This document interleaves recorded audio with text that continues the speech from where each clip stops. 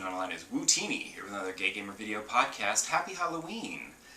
To start with a horror movie review, I went to see Antlers, which I enjoyed. It's a little odd. It's kind of like, it's a monster movie, but at the same time it's got all these like themes, and it's trying to be a little more important. But as opposed to like the Babadook, the themes don't overwhelm the monster. So it is still just a monster movie, and the themes are just sort of like flavor. It's about abuse, though it can't seem to decide if it wants to be about emotional abuse, or physical abuse, or substance abuse, or environmental abuse. It's a little unfocused. And it doesn't really come together in a satisfying way at the end, like all the stuff that it's set up.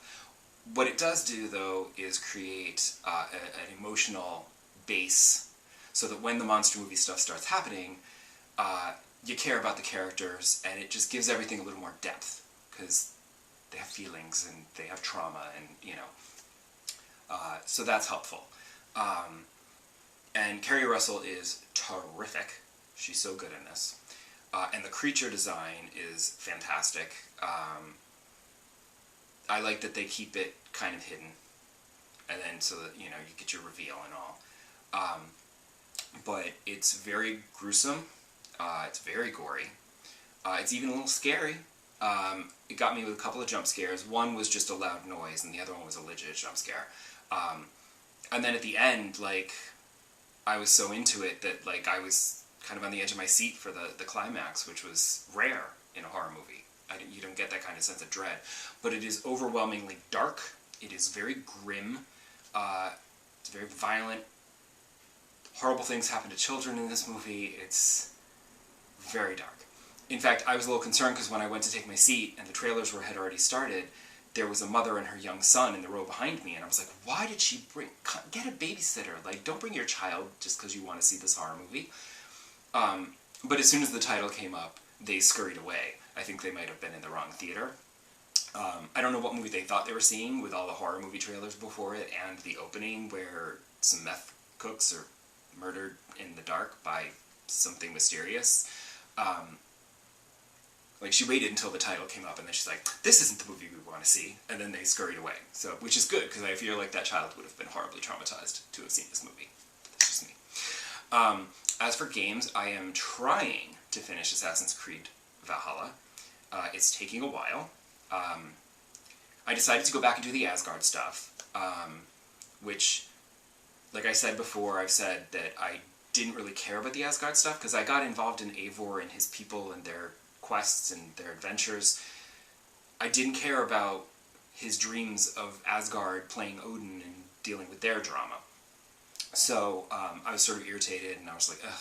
Also, if you think about it, Eivor and his adventures is an Animus virtual recreation, and then there's like another level of dream on top of that. Like, what? So, whatever.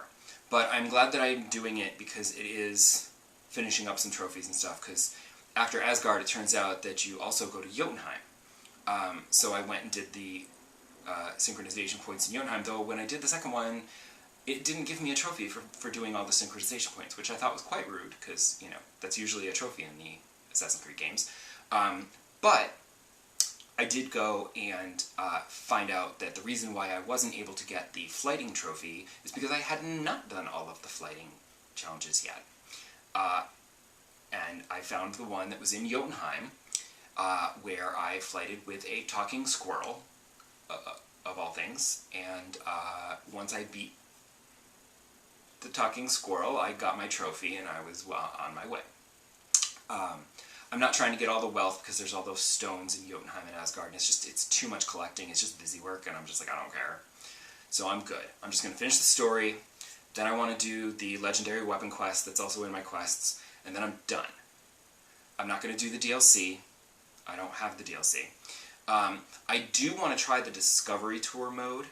This one's a little different. It's a little more story-based, where you pick a character and then you live as that character and you learn about their life and everything. So while you're learning, there's also like a bit of a story to kind of guide you as you learn, which I think is a very cool idea, and I would like to try that out. The question is, do I try that out now, right after playing the game, or do I play something else and then go back and do the Discovery Tour? I don't know, because I would like to play something else. And I was going to move on to A Plague's Tale: Innocence, but in the November PlayStation Plus games, which I don't care about any of those, they are celebrating the PSVR's 5th anniversary by releasing a few VR games.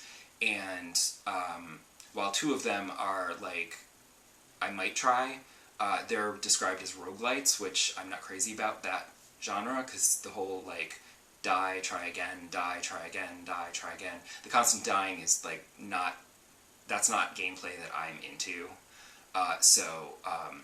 Like, the whole point of the game is to die and try again. Like, no.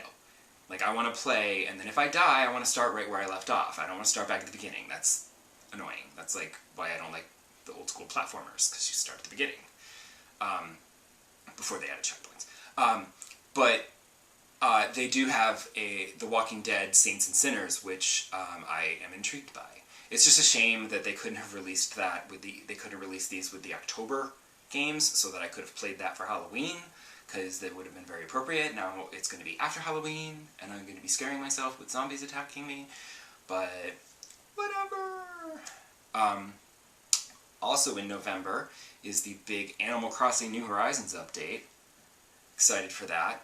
And of course, along with that, the Happy Home Paradise DLC, which I have not yet purchased. I'm still kind of I'm not on the fence about getting it. Obviously, I'm getting it.